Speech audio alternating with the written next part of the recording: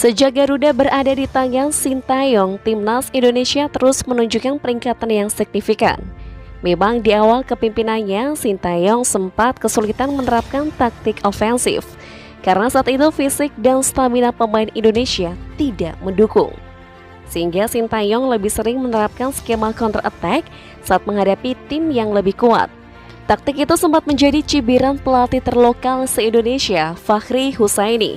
Fakhri bahkan sampai membuat baju bertuliskan counter attack.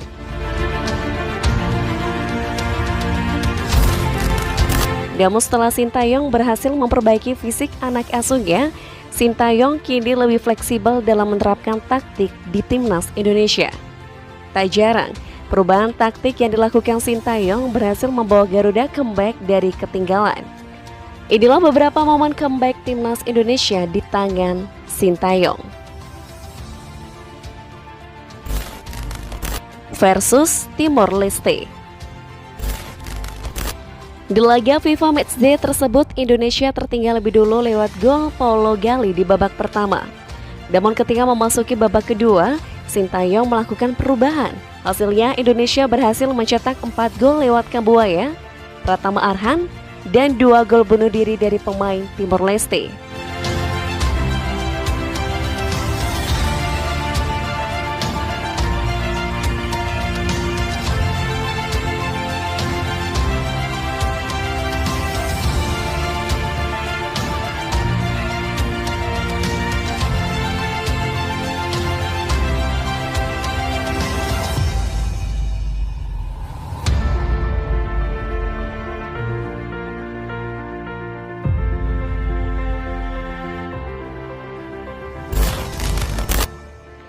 Versus Curaçao.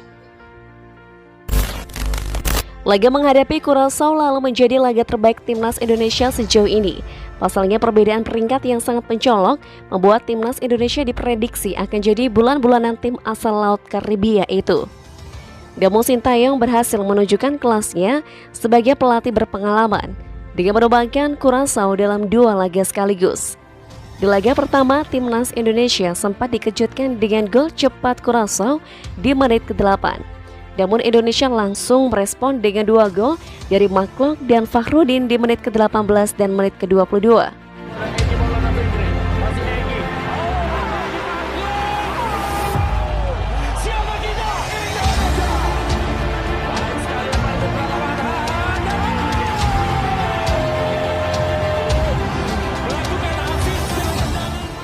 Curaçao sempat menyamakan kedudukan lewat bintang mereka Juninho Bacuna di menit ke-25. Namun Dimas Drajat berhasil membawa Garuda menang lewat gol indahnya di menit ke-56.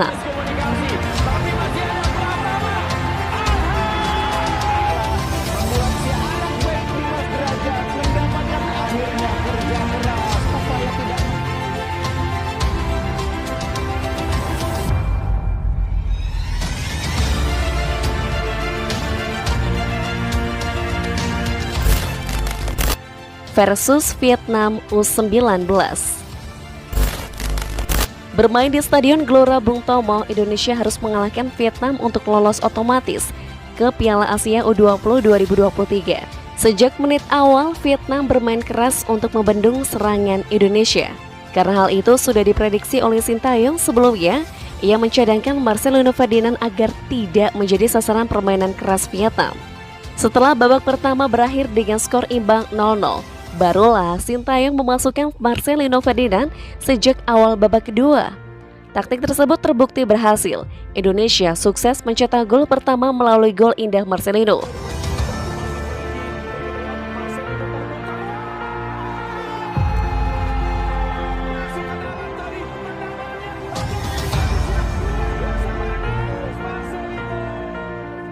Namun Vietnam berhasil membalas dengan 2 gol yang membuat mereka sempat unggul 2-1 atas Indonesia.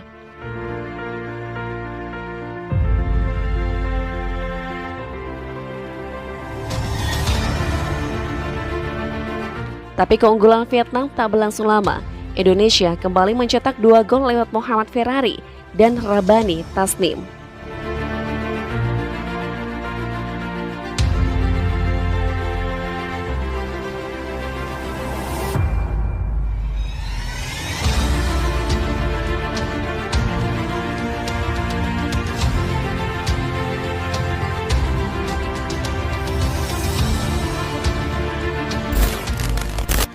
versus Singapura. Laga antara Indonesia versus Singapura di semifinal Piala AFF 2020 sangat menegangkan. Kedua tim berusaha untuk memenangkan laga demi satu tempat di final. Indonesia memang unggul lebih dulu lewat gol Ezra Walian, namun Singapura berhasil membalas dengan 2 gol yang membuat Indonesia sempat tertinggal.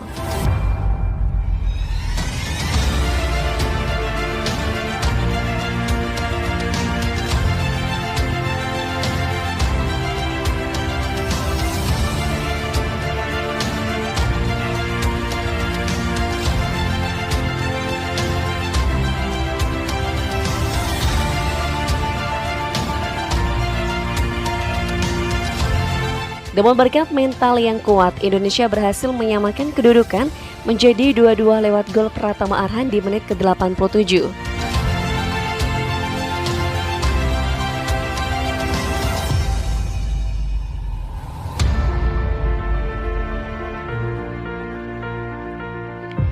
Di akhir babak kedua, Singapura sebenarnya memiliki peluang untuk memenangkan pertandingan setelah mendapatkan hadiah penalti. Namun Nadio berhasil menepis penalti tersebut, sekaligus memaksa pertandingan dilanjutkan ke babak tambahan waktu.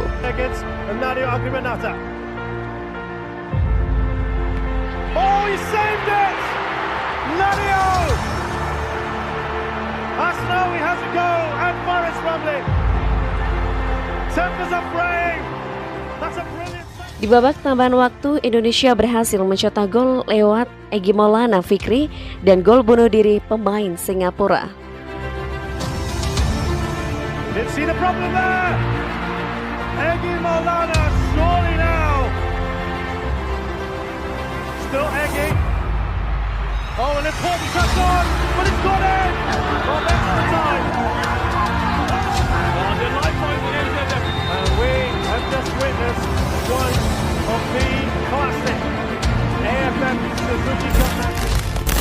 Versus Malaysia. Laga derby Nusantara ini menjadi laga penentu babak grup Piala AFF 2020 lalu. Di laga itu Malaysia berhasil mencetak gol lebih dulu di menit ke-13, namun Indonesia langsung merespon lewat gol Irfan Jaya di menit ke-36. Dia berbalik unggul lewat gol kedua Irfan Jaya di menit ke-43.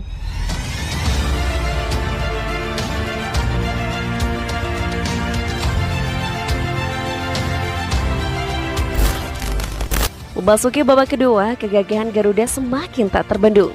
Indonesia berhasil menambah 2 gol lewat Pratama Arhan dan Elkan Baggett.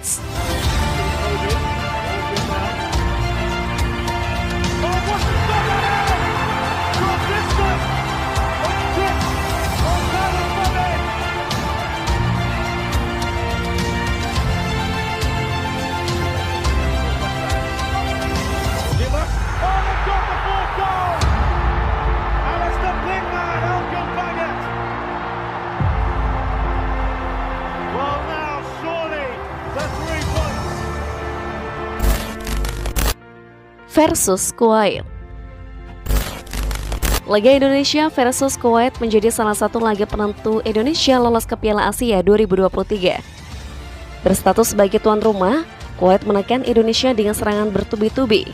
Kuwait berhasil membuka keunggulan atas Indonesia lewat gol Yosef Nasir di menit ke-40.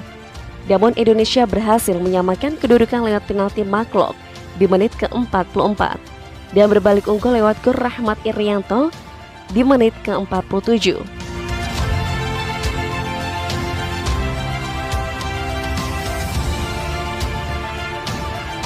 Itulah beberapa momen comeback timnas Indonesia di era Sintayong. Semoga saja Sintayong tetap bertahan melatih timnas Indonesia meski harus terjadi perubahan di tubuh PSSI.